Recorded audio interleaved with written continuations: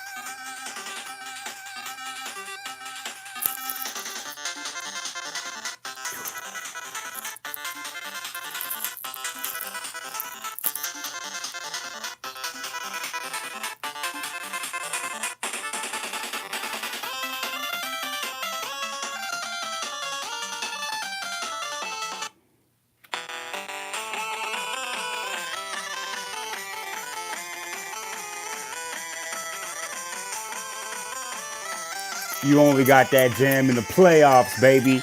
And if you still don't know what I'm talking about, that's your bad.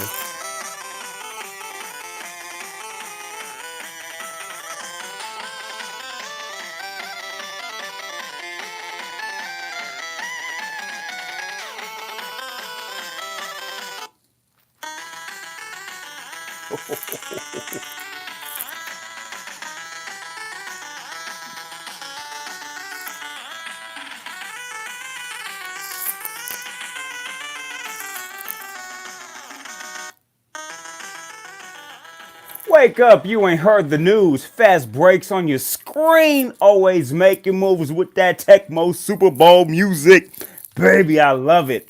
And I know you love it for those of you that play Tecmo Super Bowl.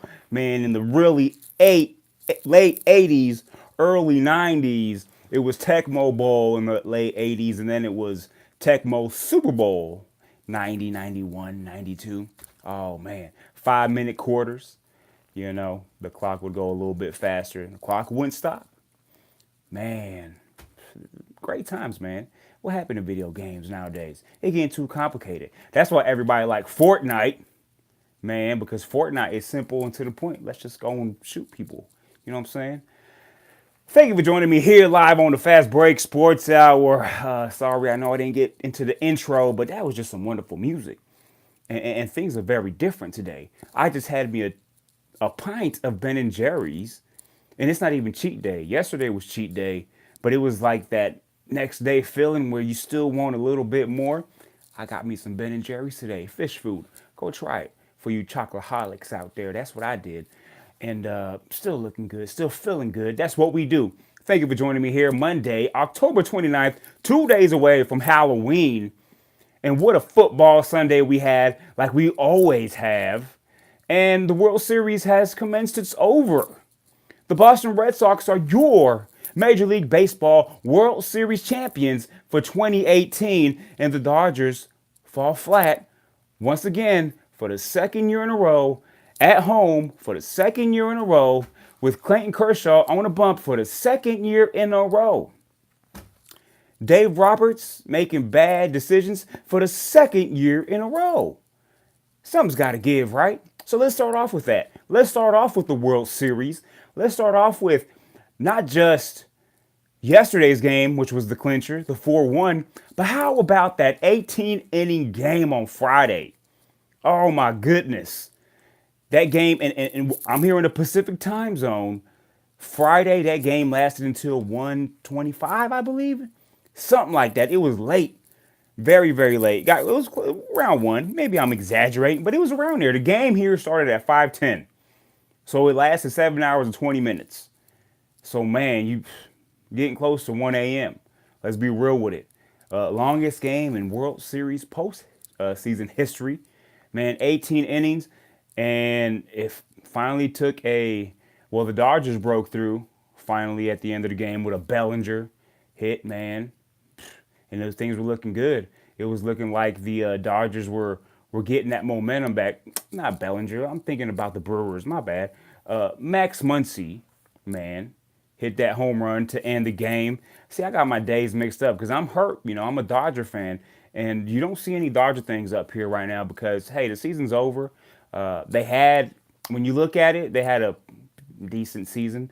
We expect a lot more, though we haven't had a championship in 30 years. And I'm speaking of the LA Dodgers. Max Muncy hit that home run in the 18th inning when in the, man, I believe it was the 14th or 15th, it looked like he hit a home run to end the game, but it was slightly foul. So Dodgers were having momentum. And the Red Sox used up all their pitchers. They used up the starter they were going to start on Saturday. So it was like things were looking good. And Saturday, what do you know? The Dodgers come up 4-0 after that big home run from Yasiel Puig. And everything's looking like, hey, 2-2. It's a whole new different series. Rich Hill is just dialing it up. Man, strike after strike, strikeout after strikeout, just getting them out. 3 up, 3 down. Rich Hill was on his game. And what happened was he got pulled out. And like any other time when a great pitcher is performing at his, man, maximum heights and he gets pulled out a little bit too early, what happens? The relievers come in and mess it up. It was 4-0. Rich Hill gets pulled. Before you know it, they're down 4-9. Yeah. And it's lights out. That really ended the season. But here's the bigger story. The bigger story was immediately after the game, they were talking about how, well, Dave Roberts was talking about how Rich Hill said he wanted to come out the game. And it blew up on Twitter. And you shouldn't even say that. If you're Rich Hill, you shouldn't even ask to come out.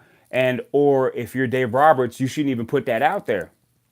And then later, the next day, the real thing comes out. Rich Hill says, I didn't want to come out the game. There was a misunderstanding. We had talked an inning prior. Rich Hill and Dave Roberts had a conversation in the dugout. And Rich Hill basically said, keep an eye on me. Look, the reason why he said that in Rich Hill's point of view is, I'm pitching very good right now. I'm pitching great. Check me out. Not keep an eye on me because I might want to get pulled. So there's that. That was Rich Hill's side. Dave Roberts' side was keep an eye on me meant, okay, I have to check on him. And when I think it's the right time to pull him, I'm going to pull him. Well, here's where the difference has happened is when Dave Robert walks out to go check on Rich Hill, because that's all he was going to do is check on him. Rich Hill thought that Roberts was coming out to pull him. That's why Rich Hill gave Roberts the ball. Because usually when the manager comes out, it's because you're going to get pulled. But all Dave Roberts was going to do was go out there and just check on him. Like Rich Hill, I said, check me out. But the communication lines were all blurred, man. What one was thinking, the other was on the other side of the hill, so to speak. Yeah, pun intended. So Rich Hill did not want to come out the game, but he just assumed that when Dave Roberts came out to the bump, to the hill, again, Rich Hill was like, hey, I got to give him the ball. And Dave Roberts assumed, oh, he's giving me the ball. He's done. He doesn't want to pitch anymore. So Rich Hill was more so, he was thinking that if he was going to check on me, the pitching coach was going to come out. The bench coach was going to come out and see how he was doing. Because that's usually what happens before a pitcher gets pulled, is the bench coach will come out, make sure he's doing all right, talk him up a little bit, get him going, or find out what the issue is, and then go from there. But since Roberts came out, Rich Hill thought he was going to get pulled, so Rich Hill immediately gives him the ball. So there's that. So it's not so much Dave Roberts making a mistake in that game. It's just both sides assumed. And that it was probably the bad thing to do, because if Rich Hill is used to if he's used to the bench coach coming out checking on him as opposed to the manager, then that makes sense. Because why would things change in the World Series? But they did. And it just looks bad at the end of the day. It looks bad that you can't have the communication and these two are assuming what the other is thinking. And at the end of the day, it just looks like one guy didn't want to pitch anymore. Or that Dave Roberts made a bad call and said, give me the ball. But it was never like that. So there's that. Because the way Rich Hill was pitching, yeah, he had walked the previous batter, but then he struck out the next batter, and that's when he got pulled. And that's when all hell broke loose. I think Rich Hill could have finished out that inning, and you finish out that inning, no harm, no foul. You're not looking at 4-3, because that's what happened. He got pulled, and when the inning was over, it was 4-3. If he's able to finish that inning 4-0, it's a totally different ball game. When you're going into the eighth inning as a Red Sox player, and you're down 4-0, a little bit tougher. But when you're down 4-3, you're like, man, the game's right there. It's a big difference being down 1 run and 4 runs going into your last 6 outs. Not to say that players stop trying, but the fact of the matter is the doubt starts to creep that, you know what, we're going to lose this game. We're not, and everyone's going up there swinging, trying to get 4 runs on one hit. That's what a lot of players do. A lot of teams do. You know, some are able to pull out of it. And the Red Sox, man, hey, give them all the credit in the world. All the credit in the world. They played the World Series perfect. They never gave up. They continued to play. They almost won that 18-inning game. You could have easily said this could have been a sweep. And you go to game 5 where it's just one of those things where Clayton Kershaw just he's comfortable. He's comfortable being who he is as a pitcher, as opposed to saying, you know what, I've been in this situation before. I got to change something up, because if not, it's going to be the same old Clayton Kershaw. You know, I'll deal in the regular season, and there'll be a couple games in the postseason where I'm lights out. But when it comes to a game that we really, really, really need to win, with our man backs against the wall, all those cliches, they know what to expect from Clayton Kershaw, and that's what it is. And let's be real with it. Clayton Kershaw isn't a number one pitcher anymore. He's not. So now the question is, especially after the loss, with them losing 5-1 yesterday. Oh, and they lost 5-1 for the second year in a row in a game clinching World Series game. So man, there's a lot of similarities here. The only difference is they didn't go to 7, and the Dodgers weren't that competitive, especially batting. Batting was ridiculously awful. No consistency when it came to, man, you throw anybody out there. Manny Machado, Justin Turner, Yasiel Puig. And here's the thing. The guy that I expected to be the most up and down was the most, I would say, consistent out of the group batting-wise. Yasiel Puig. Bellinger, man, you get what you get. It's boom or bust with him. So the bats weren't there. The decision making was off, especially in games 1 and 2. And I said it when games 1 and 2 came up. I'm wondering, where's Max Muncy? Where's Bellinger? Where's who's the other batter? I'm forgetting. Jock Peterson. Those are your 3 bats right there. But just because you had left-handed pitcher going against these left-handed batters, they didn't want to have these left-handed batters out there. So it's just, why are you going to have these guys pinch hit for one at bat? It's just not going to work. They got to get into a routine. They got to get things going. They're young. They're fresh. That's the lineup you had most of the season. So why are you going to change it in the World Series? Again, that's you can start picking things apart. But just overall, the Red Sox were a better team. Let's be real with it. They were a better team from day one, which is crazy because you don't see that too often nowadays, where the best team from day one is the best team at the end of the day. You guys can say, well, last year the Astros. No, the Astros were not the best team last year. When you talk about just from overall, the Dodgers had the best record last year. Astros had the second best record, and they finished it off. This year was the Red Sox from beginning to the end. Best record throughout the season, and they finished it off. And they dominated. They beat the Dodgers 4-1. They beat the Yankees 3-1. And then excuse me, yeah, the Yankees 3-1. That was the divisional round, and then the ALCS against the defending champions Astros. That was also a 4-1 victory, losing that one game at home. The Red Sox were dominant. And in the World Series, it wasn't even the usual suspects because they play like a team. Mookie Betts didn't have his best series at all, especially when he came to LA.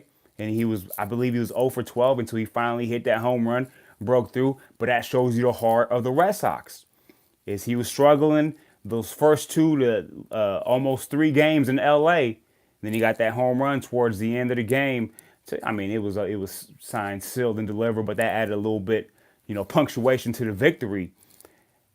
And at the end of the day, it was Steven Pierce who, man, clutch hitting, clutch home runs, clutch doubles, RBIs in the clutch, 2 out. Man, that's what the Red Sox did the whole series, was make big plays when there was 2 outs on the board. And again, you just got to give it up to them. Dodgers, man, 2 years in a row. And back to Clayton Kershaw. Well, before we get to Kershaw, David Price shut the critics up. Talking about he was 0 for before this year with the Red Sox when it came to playoff games and wins. He won 3 games this year. He was remarkable in the World Series, and he pitched in 4, and all 4 games the Red Sox won. So that can be put to rest. And that's one of those things where Price was 0 for 10, record-wise in the playoffs. So we had that. See, Kershaw has that. But Kershaw has that as a 500 pitcher, which, I don't really get at the end of the day. Being 500 in the playoffs is nothing to sneeze at. It's the playoffs. It's tough. But the simple fact that he hasn't been able to win the championship, the World Series, the big game with the Dodgers, I think that's what everyone wants to say, he gets haunted by. And again, the last 2 games that he pitched in the World Series that were game defining games or just series clinching games, he didn't show up. Lost both games last year against the Astros in Game 7, yesterday against the Red Sox Game 5. And now what does Kershaw do? So Kershaw has the 72-hour window here today, tomorrow, and Wednesday where he has to decide if he's going to opt out of his contract. His contract right now, he's due 2 years, $68 million still. And if he does opt out, we all know where he's going. If he opts out, he's going to end up going to Texas and play for the Rangers and play for his home team, which he's always dreamed about. That's been his thing. He wants to play for his home team. So that's one thing to look at if you're Clayton Kershaw and you're the Dodgers is, here in the next 48 hours, because we're already 24 hours through the decision-making process. Here in the next 48 hours, is he going to opt out or is he going to continue to fight with the Dodgers and see what they can do next year? Because, they're going to, not to say they need a retool because they still have one of the most talented rosters in baseball, but they will add some pieces. And more than likely, in my opinion, I don't think they're going to re-sign Manny Machado. I think they saw what they needed to see out of him, and he wasn't able to get them over the hump. He really didn't do much in the World Series. Let's be real with it. So had he been a defining player in this series, had he had some defining moments in this series, then you can have that thought. You can think about it. Like, hey, do we want to pay 28, 30 million to a player for the next 6, 7, 8 years that we saw, fight to the end? Or are we going to be paying a guy 28 to 30 million for the next 6, 7, 8 years that doesn't run out, the plays to first base, that doesn't give it 100%? Now, defensively, he's an ace, definitely. As a shortstop, that's incredible.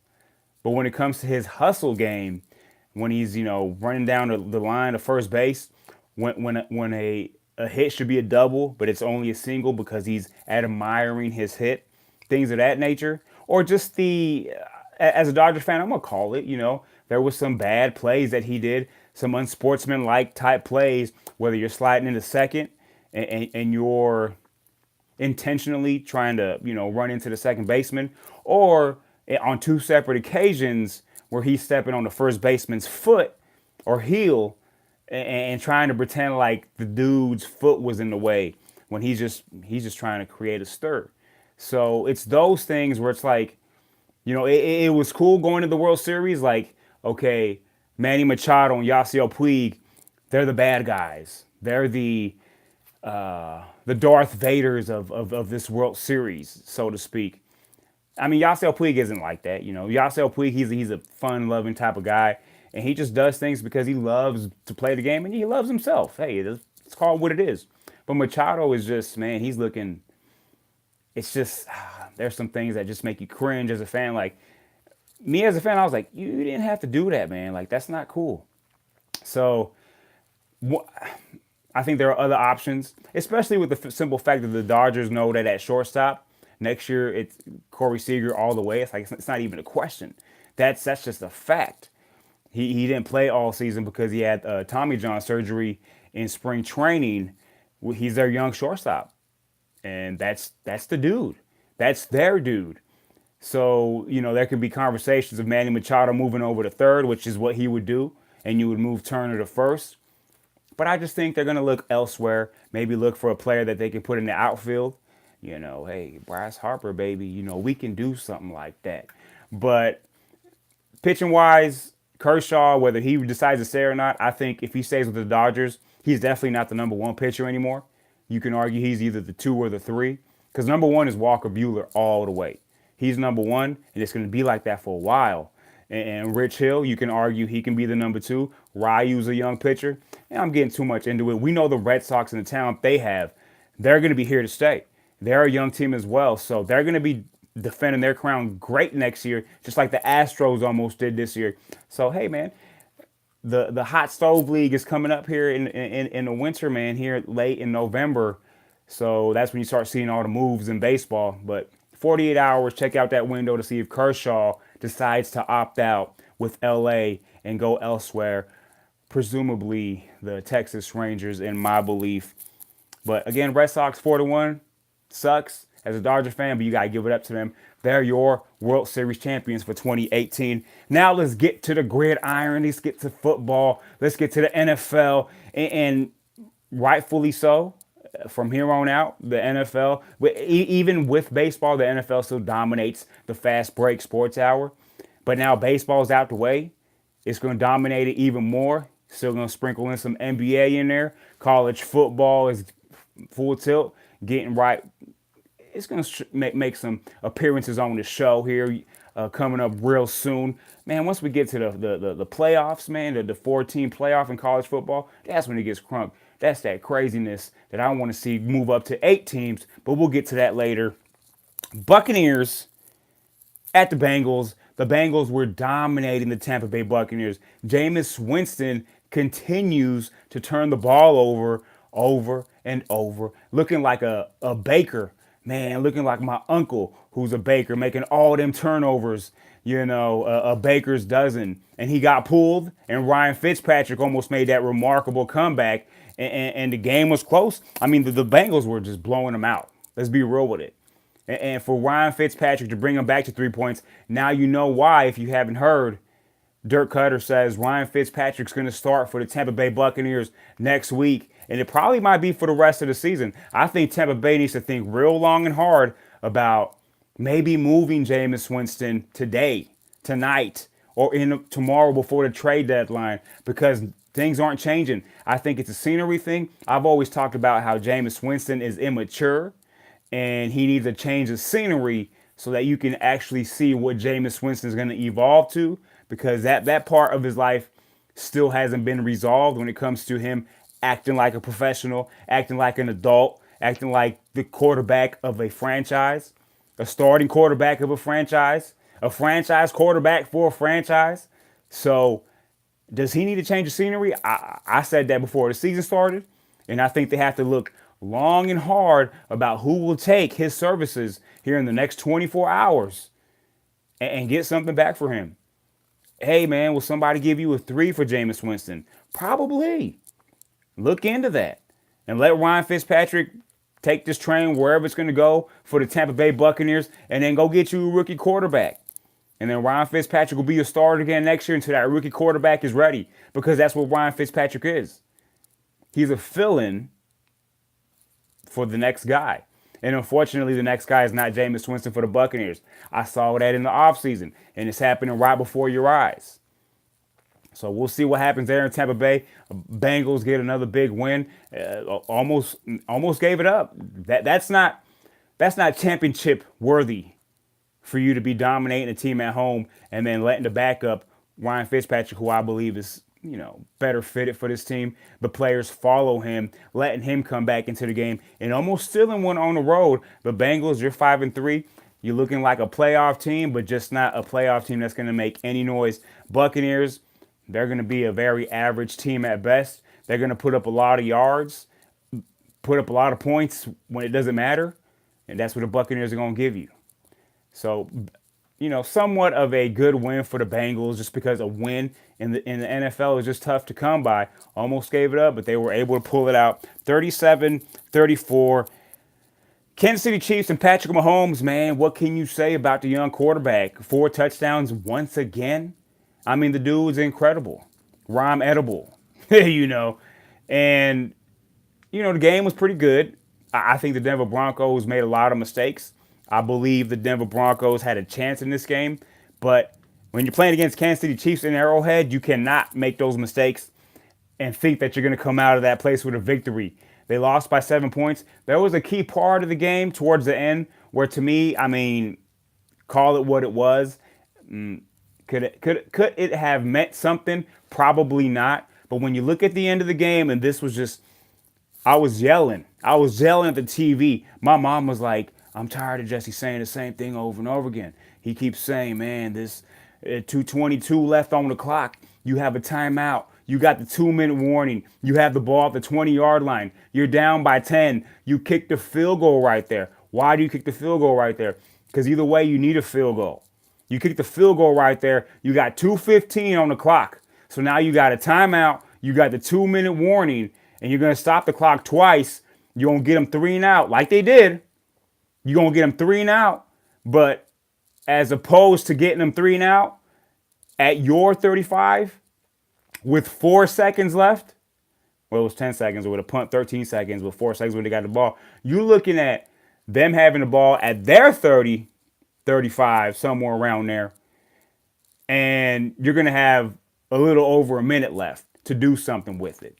So it's little things like that where, okay, the players have to make the plays, but if the coach doesn't put you in a position to make that play, then you have no shot. And that's where Vance Joseph just ticks me off, the Denver Broncos coach. He ticks me off because that's a play, that's a decision you make right off the bat. And I'm screaming at the TV, kick the field goal. What are you doing?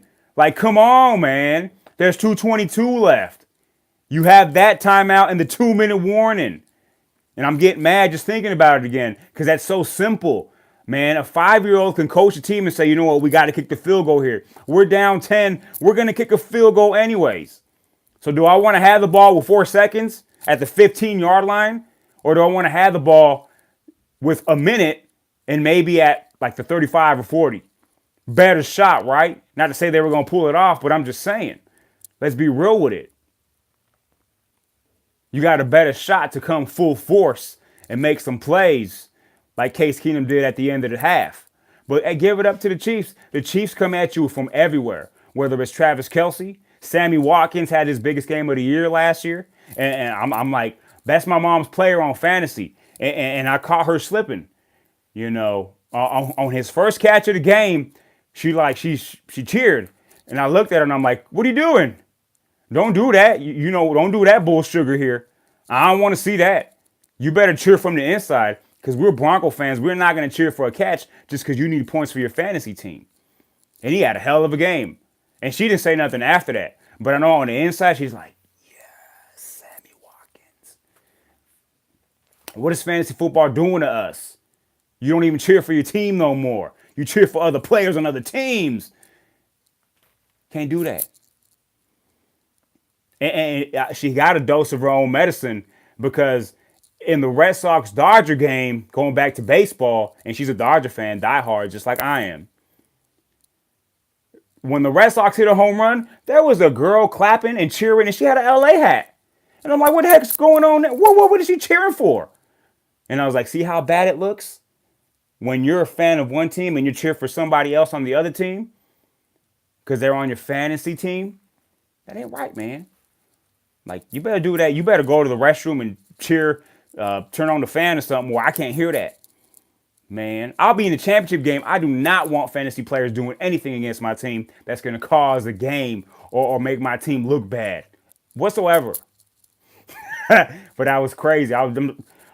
Man, Sammy Watkins catches the ball down a slant pass. It was like third down. And I'm like, hey, we got to stop him here. Got to stop him to a field goal.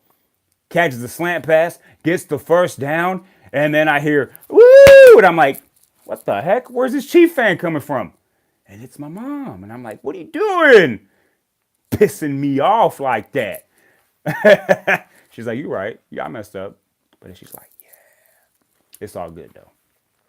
Broncos had their chances. The Chiefs, again, just have too many weapons. Travis Kelce, Sammy Watkins, Kareem Hunt, Tyreek Hill. And that's not even mentioning Patrick Mahomes, who's like 5 weapons in one. Man, that's crazy. The Chiefs do have a sorry you-know-what of a defense. The Broncos ran all over them. Philip Lindsay ran all over them. And it was all for naught. The Denver Broncos now at 3-5. I said, would they get the pitchfork? Not yet. Not going to get the pitchfork. We give our teams a little bit of leeway. But I guarantee you this. The Denver Broncos will get the pitchfork if they lose to the Houston Texans on Sunday. That's it. They lose to the Texans on Sunday and you go to 3-6. I'm calling it. I mean, some of y'all already called it, but I'm calling it right now. They lose to the Texans. It's over for this season. We might as well go 4-12, 5-11. Get us another top 5, 6, 7 draft pick and do it all over again. But they're going to win on Sunday. They're going to beat the Texans, and they're going to be 4-5 going into the bye. And once they're 4-5 going into the bye, coming out the bye, they're going to go to Los Angeles and play the Chargers, where that's another home game for us. When I say us, I'm talking about the Broncos, because the Broncos, whether it's San Diego or Los Angeles Chargers, we fill that stadium up. And that's going to be a win.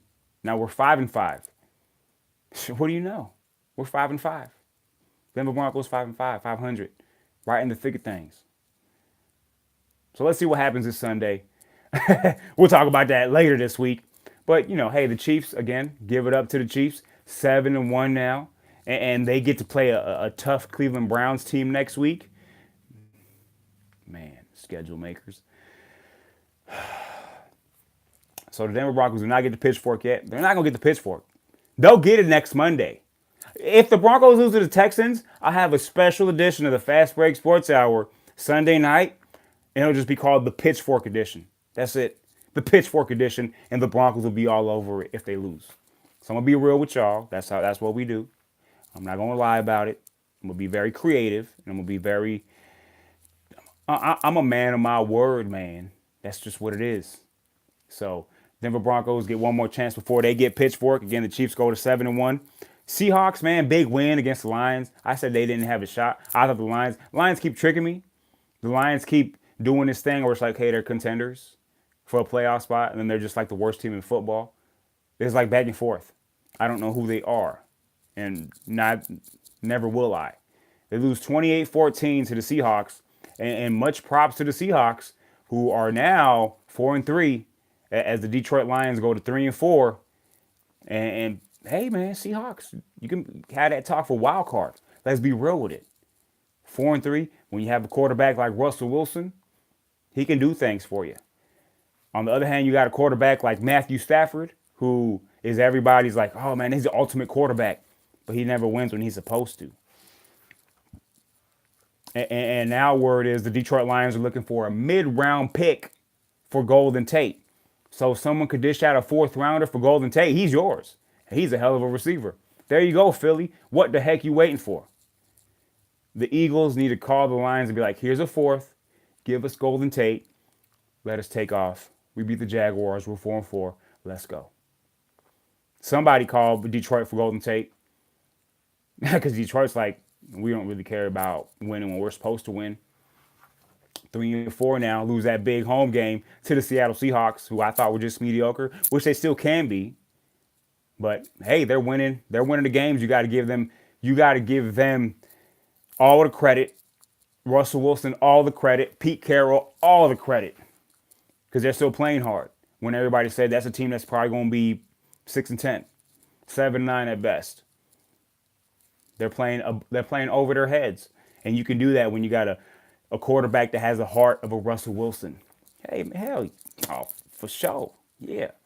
Use some slang up in here. Russell Wilson's the truth. Panthers and Ravens, I build it to be a much better defensive battle. Just a much better game and all. Maybe a one possession game. But the Panthers just blew the doors off the Baltimore Ravens. Let's call it what it is. The Ravens, who, man, okay, you're on the road. I expect this sometimes from good teams. But I didn't expect this. I expected a 3-point game, maybe 2-point game. But the Panthers just said, no, we're going to dominate you. And that's what they did. They dominated the Ravens to the tune of 36-21. You want to talk about fantasy football, Baltimore Ravens defense, number one, and you give up 36 points. And you, man, Cam Newton did whatever.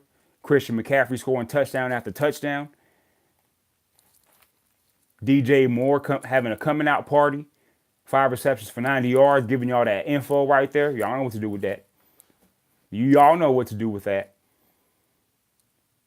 So Panthers, man, hey, they're one of the top 3 or 4 teams in the NFC. They're a team that on any given Sunday, yes, that is cliche. That is a movie. LL Cool J. Any given Sunday, Jamie Foxx. Any given Sunday, Michael Irvin. Any given Sunday, the Panthers can beat anybody in the NFL. I wouldn't say they're the best team in the NFL by no means. But on any given Sunday, they can beat any team in the NFL because it's all on the shoulders of Cam Newton. And how Cam Newton goes, this team goes. And when he's that dominant, full force, character, creature, cartoon, whatever he is, superhero, they're unstoppable. When he's that thing, whatever it is, Superman, whatever you want to call it, whatever, man, hey, when he's in that mode, you can't stop him. When he's in MVP mode, you can't stop him. Unless you're the Denver Broncos in Super Bowl 50. But anyways, Panthers can beat anybody on any given day. That's just what I'm saying. They're not the best team in football. They're not the best team in the NFC. They're not even the best team in their division, but they can beat anybody, everybody at any given time. They're just that team. So that's all based on Cam Newton. And obviously he's got pieces around him, pretty good pieces, offensively, defensively, they're aging a little bit on the defense, but they still got it. They still got it. And the Ravens, I mean, it's like, the Ravens are like everybody in the AFC. They define the AFC besides the Chiefs and besides the Patriots. It's like after the Chiefs and the Patriots, you don't need anybody's going to make the playoffs. After the Chiefs and Patriots, you can just throw darts at 4 teams and there's your playoff teams. That's what the Ravens are. They're just another team that, hey, they can be in the playoffs or they can just be there. So Panthers, big win, 36-21. Ravens defense giving up 36 points. I don't get it. It's the end of week 8, and tonight we have Tom Brady going against are they playing against the Canadian team? European team? Buffalo Bills? Derek Anderson?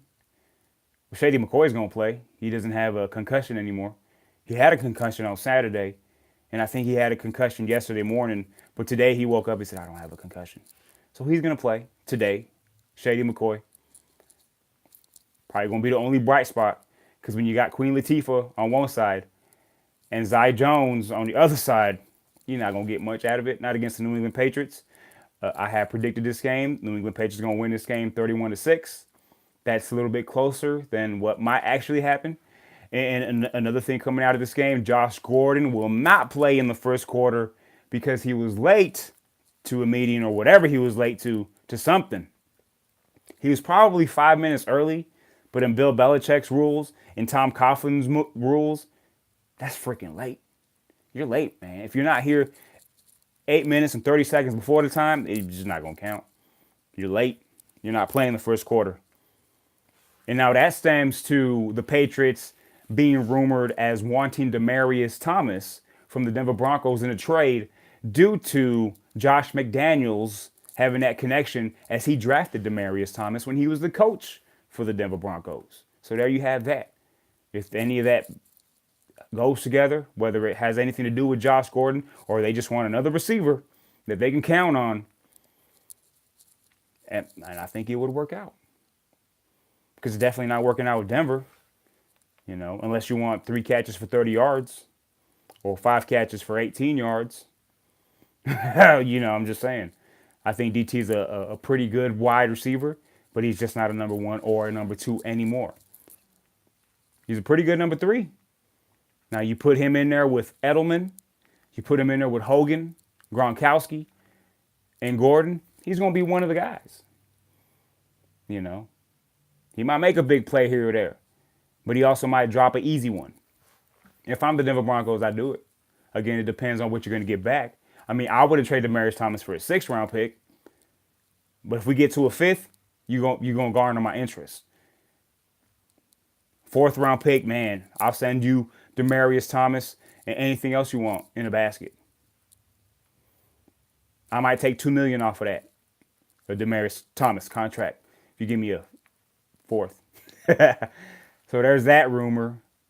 Again, less than 24 hours, the trade deadline is over. So you have Golden Tate rumored. They want a mid-round pick. Demaryius Thomas rumored. They want a mid-round pick, the Denver Broncos, but they're not going to get a 3rd or a 4th. It's going to be more so like a 5th or a 6th. And if they're willing to bend for that.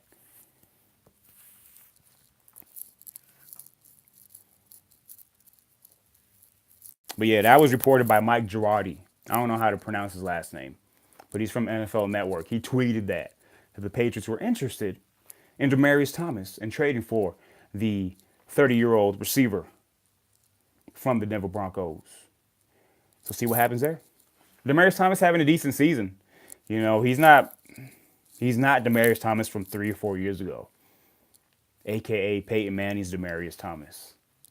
If that has any recollection. If that has anything, if those two things coincide, then it does. If it doesn't, then it doesn't. But I'm just saying, he had his best seasons with Peyton Manning. Look at before Peyton and look at after. I'm just saying. Hey, this was my thing. Demaryius Thomas is the 2nd best receiver in Broncos history. Hands down. But, and people will argue, it's hard to put up numbers when you don't have a quarterback. Tell that to DeAndre Hopkins, who has had, 8 or 9 different quarterbacks, and he's still a top 5 receiver year in and year out. So I don't like that argument. Well, you need a quarterback to make you good. No, you should be badass no matter who's your quarterback. You should demand the ball. So I don't like that argument. To me, he's still the 2nd best receiver in Broncos history. Not number 1. That's Ross Smith, baby. Ross Smith, you're the best wide receiver in Broncos history, man. That's just the truth. Let's be real with it. Going off on a tangent. Rams and the Packers, man. That game was pretty good. This was my upset special, but it did not come into fruition. It should have if Ty Montgomery doesn't fumble on that kickoff return. And how about Todd Gurley being a team player, being smart, and breaking every fantasy football person's dreams by not running into the end zone and just falling at, the 5 or 4 yard line? You had a lot of people like, no, score a touchdown. You're going to score 6 more points for me, man. I would have won. Or that one report where some guy bet a large amount of money where it total winnings and everything included was going to be up towards $1 million had the Rams covered, and they would have covered the spread had he scored that touchdown. But since he didn't score the touchdown, they only won by 2 points. Thus, him not winning that big bet and probably losing a boatload of money. So there's that. And now he's talking about, this guy's talking about, well, the NFL is rigged. How come he didn't run into the end zone? He just dropped there because they're just trying to cover themselves for the spread and they got connections with Vegas. No. You don't want to give the ball to Aaron Rodgers again. If you just lay down there like he did, like a puppy dog, like chill, he just laid there, game's over. No one else gets the ball. But if he scores a touchdown, now you're looking at Aaron Rodgers. And mind you, if they score the touchdown, they're up by 8. So now you have to make the extra point just to make things secure. So that's not even a done deal. So that's the best football play you can make, man. So whoever's saying this, that, or the other, you're an idiot. You're an idiot, first of all, for betting that much money on men that run around and hit each other with a non-round ball. Come on, it doesn't make sense. If you're betting more than $20 on football, then something's wrong with you. And I've done that before, so something was wrong with me then, but not anymore. I've learned my lesson. Don't bet on football. Nothing ever makes sense in football. Please do not do that. At least do it in the NBA where you know that those games, a lot of those games, the refs are shaving points. Tim Donaghy, for those of you that know that reference, man, messing up my Suns against the Spurs in the playoffs where we should have went to the finals and beat LeBron James and be champions with Steve Nash. But if y'all know what I'm talking about, if y'all don't know sports, that's a true thing, man. But anyways, Rams beat the Packers. Packers, hell of an effort, 29-27 in LA. And how about all the Packer fans in LA? It looked like it was Lambeau Field, sunny Lambeau Field in Southern California or wherever LA is at. I don't know where they're at on the map. I just think they're in Southern California because USC, that's their stadium. And that's, hey, University of Southern California. I'm just putting 1 and 1 together. To me, that usually makes 2. Or some of y'all, it makes 11. It all makes sense to me. Rams, big win against the Packers. Packers, man, put up a good effort. And you might see this rematch in the playoffs. You might see this rematch in an NFC championship game. But the Packers need to start winning to make sure they get there. So, just in the playoffs and overall. Because you look at the Bears, hey, man, 4-3. Just saying. The Vikings, they lost yesterday. Lost to the Saints, 30-20. The Saints are the favorite for the Super Bowl, in my opinion. That's my pick. And that pick, that thought will further go into the further next week when the Rams go to New Orleans and the Saints beat the Rams. I'm already calling it right now, which thus makes the New Orleans Saints the number 1 team in the NFC. Home field advantage. You are not beating anybody in the dome with Drew Brees, baby. Let's be real with it. Come on, Alvin Kamara. Come on, Mark Ingram, little teddy bear. Come on, Michael Thomas. Shoot. Come on, man. That's a team right there. Hell of a secondary, too. They beat the Vikings by 10 points. And no, it's not redemption for the playoff game where Case Keenum, man, what a throw to Stephon Diggs to beat the Saints in a miracle play. One of the greatest plays I've ever seen in my life. No, that does not make up for that, but it was a good win by the Saints. 30-20 over the Vikings to cap off your Sunday football. And I didn't talk about all the games because I didn't have to. But the Redskins, they're 5-2 now. They beat the Giants. I don't know what's up with the Giants. Odell Beckham's like, hey, I'm under contract. I'm part of this team. And they're like, but do you want to stay with the team? It's where I'm at. That's basically saying, I don't want to be here. Somebody let me free. You signed a contract. You're dumb. You signed a contract because you wanted all that money. You should have not held out. You should have not wanted the extension. You should just win as a free agency and or get franchise tagged and then sit out like Le'Veon Bell and then do whatever you wanted to do afterwards. You sealed your fate. The Giants sealed their fate. Now both of you guys are like, can we please find a trade partner because he doesn't want to be here and we don't want to pay him this money because we're 1-6, 1-7, 1-7. I'm sorry, 1-7. And Eli's like, please send me to Jacksonville. I don't want to be here no more. I want to go play for my old coach Tom Coughlin because they need a quarterback. Blake Bortles is horrible again, wretched. I don't know what's going on. You know what you need to get where you want to get to, but you're not making the moves. Jacksonville, wake up. Please wake up. Go get you Eli Manning and have a shot. Go get you Derek Carr. and have a shot. Go get your Jameis Winston. Have a shot. Yeah, you might think, well, we have all this young talent. We have a big window. That thing ends quick. Go get your quarterback right now, tonight, tomorrow morning. Do it. You're not going to go anywhere with Blake Bortles. It's not going to happen. Just give up if that's what you're going to do. If you don't trade Blake Bortles, or excuse me, if you don't trade for a quarterback, which probably entails you giving up Blake Bortles, then you just giving up on the season. Let's be real with it. And Giants, dude. Yes. The Giants are now one person. Dude. And that's Saquon. You're 1-7. You're arguably the worst team in football. You lost at home to a Redskins team. To me, that's a little bit overrated. But Adrian Peterson is playing like a crazy madman. That's ridiculous.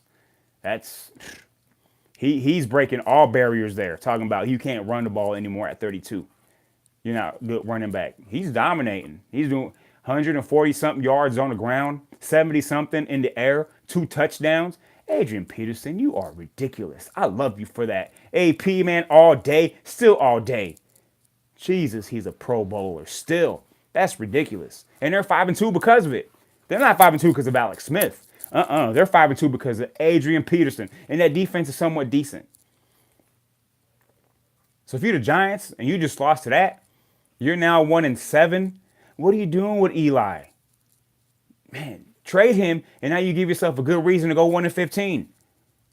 Poor Saquon. Oh, man.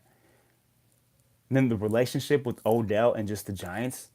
What is that? That's bad. That's very bad. That's like, so that's, and this has probably happened to some of you out there. You know, you're in a relationship and, you know, you tell each other, hey, I love you, this, that, and the other. You know, you guys hug it out sometimes. You know, you guys do your thing sometimes, but deep down you're like, how do I break up with this person? I don't want to be with this person no more. I'm not happy 100% of the time. And the other person's thinking the same damn thing. But y'all can't do it because y'all don't want to hurt the other person's feelings. This is the Giants and Odell Beckham. It's the same thing. Just get it over with. Somebody quit the other. Then you guys can both jump for joy in the background, in the shadows. Y'all got to do something, Giants. Trading Eli Apple is not enough. Trading Snacks is not enough. You got to give up one of these guys. You got to trade Eli, send him somewhere else.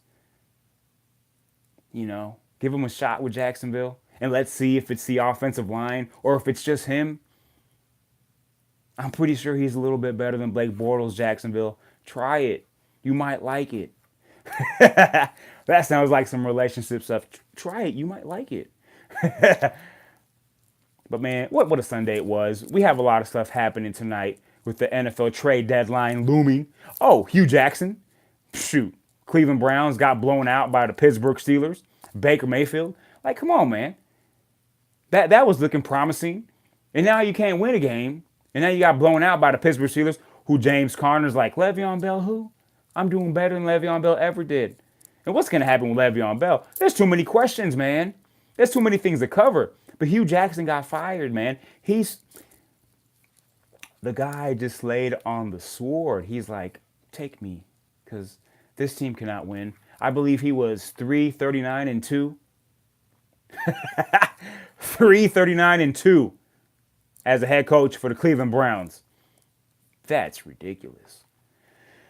That's, I mean, where do you go from there? That's ridiculous. I don't know what to say. I feel bad for him. I don't think it's entirely his fault. But just some people aren't head coach material. Vance Joseph, Dirk Cutter. Who else? Pat Shurmur. No, you're not a head coach, man. I'm sorry. Who else isn't a head coach? Steve Wilkes. You're not a head coach. No, you're not. Who's not a head coach? Let's go down this list. Mike Vrabel, you're not a head coach. You're definitely not a head coach. I can tell. I can see that from a mile away. Jason Garrett's never been a head coach. I don't know what's going on there. I just think Jerry Jones likes puppets. And that's what it is. Jay Gruden is a weird head coach, but he is a head coach. But it's a weird one. He's on that. It gets weird with him. Matt Patricia is not a head coach. He just isn't. He doesn't even look like a head coach. He looks like a guy that's going to sell you a sandwich at some Italian place. That's just what he looks like. And he has like the white robe and the chef's hat. Go look up his picture. Go look up Matt Patricia and tell me you're not going to go into a deli and buy an Italian sandwich off of this guy. That's what Matt Patricia is. Something like that. Or he's going to sell you a hot dog on a New York City corner. He's doing something where he's handing you food. That's who Matt Patricia is. He's not a head coach. No, not whatsoever. And that's what happened to Hugh Jackson. Some of us aren't built for coaching. Like me, I know exactly what the Broncos need to do, but I'm not a head coach. But I'm smarter than Vance Joseph when it comes to decision making. I know that for a fact. So I know he's not a head coach.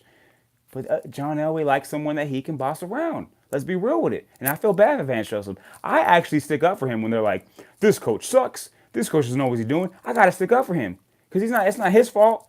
He was forced into this. If someone hands you a job and they're going to say, look, you're probably not a good head coach, but we're going to give you 1.5 million to be the head coach. Are you going to say, well, I don't know if I'm that good of a head coach? You'll be like, okay, yeah, I'll be a head coach. Yeah, let me try this thing. And that's what happened to Vance Joseph. It's not his fault. He was forced into this. I kind of feel like this is turning into some Comedy Central type thing. Or I don't know what's going on here. But this thing's getting funny. Like in my head, just crazy things are happening. But we're talking sports here. Like McVay, that dude's a coach. That dude was a coach since he was 2 years old. He came out, man. I came out the womb. He's like, the dude memorizes his plays from 2 years ago when it was 3rd and 4, week 7, when they're up 32-7, and he knows exactly the plays. If you guys haven't watched that, look that up.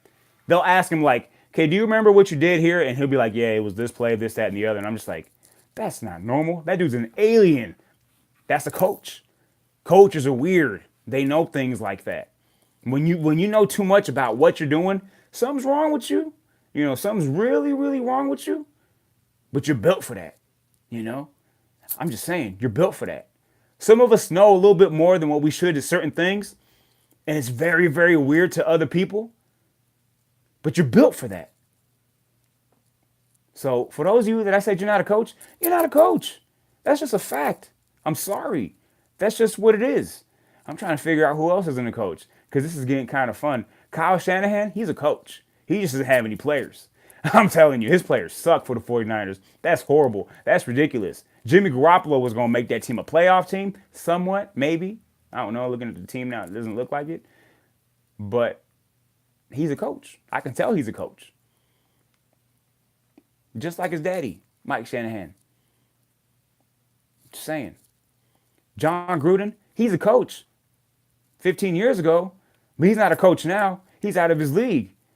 No. A guy that thinks that every quarterback that walks into his QB room and he thinks they're the next Bart Starr, that's not a coach anymore. He's like, I think you're going to be something special.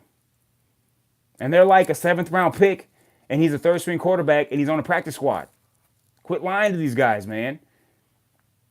Continue to trade Khalil Mack and Amari Cooper. That's all right. He was not that good. And now you're going to trade Derek Carr at some point.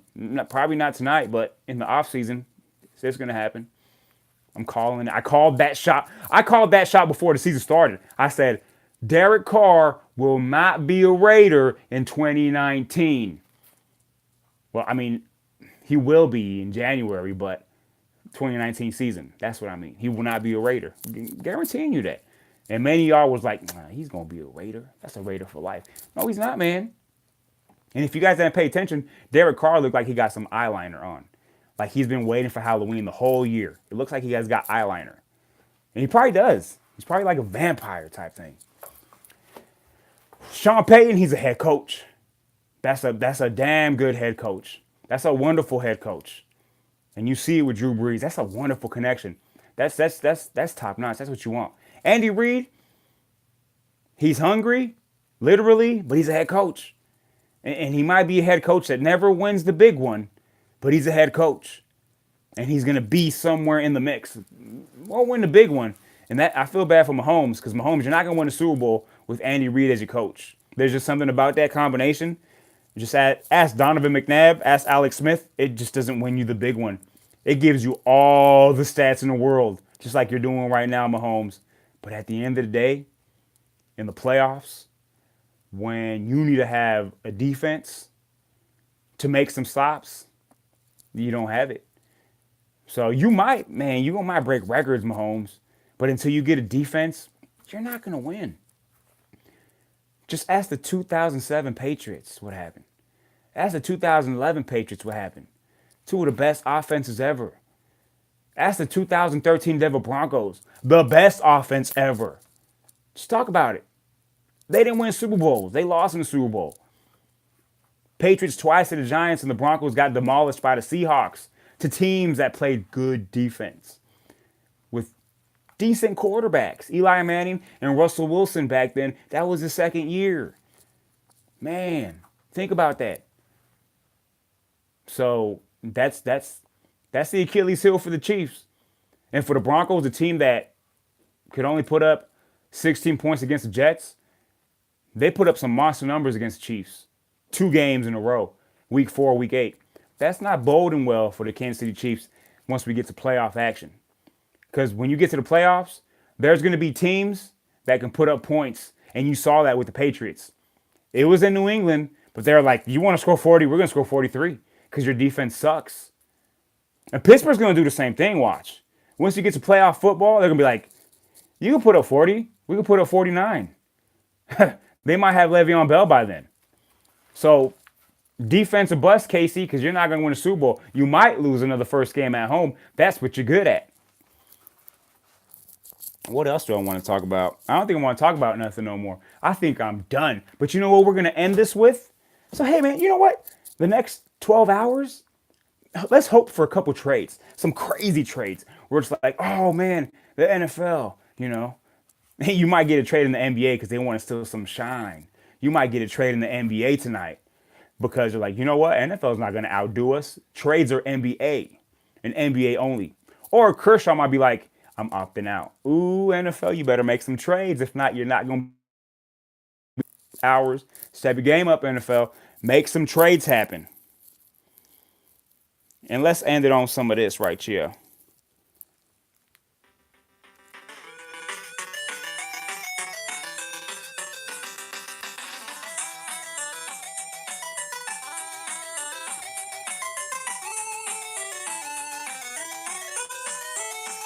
That's how you win football games in Tecmo Super Bowl. Running like that. Touchdown! Doo, doo, doo, doo, doo. Thank you for joining me here live on the Fast Break Sports Hour. Catch me hopefully tomorrow. I'm pretty sure tomorrow. Maybe. If not Wednesday. One of these days. But that's why you got to subscribe and hit the little bell thingy so that when I'm on, you know I'm on and you can watch all that. Fast Break Sports Hour. Thank you for joining me. Enjoy the game tonight. Tom Brady versus a team from Calgary or wherever they're from, Canada, Buffalo Bills, Patriots all the way. I don't like the Patriots, but I'm just giving y'all the real. And stay tuned for some more Fast Break Sports Hour. I'm out. What's up, Brian the Lion? It's my dude. Hi, Pops. Hi, Angel. Hi, Mother.